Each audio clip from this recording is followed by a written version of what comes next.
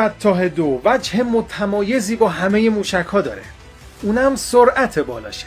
یعنی چیزی حدود 15,000 کیلومتر در ساعت یا 12 برابر صوت، یا به عبارتی 8 کیلومتر در ثانیه. انقدر این موشک سرعت داره که میگن در 7 دقیقه میتونه به اسرائیل برسه.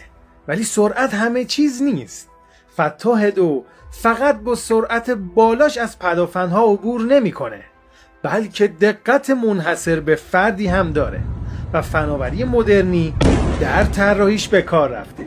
حتی کارشناسان انتظار چنین دستاوردی رو از مهندسین ایرانی نداشتن.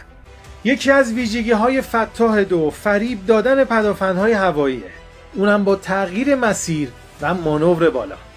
پدافندهای معمولی از زدن این موشک عاجز هستند و باید قوی ترین پدافند جهان رو نصب کرد تا شاید بشه یک مقدار فتاح دو رو اذیت کرد.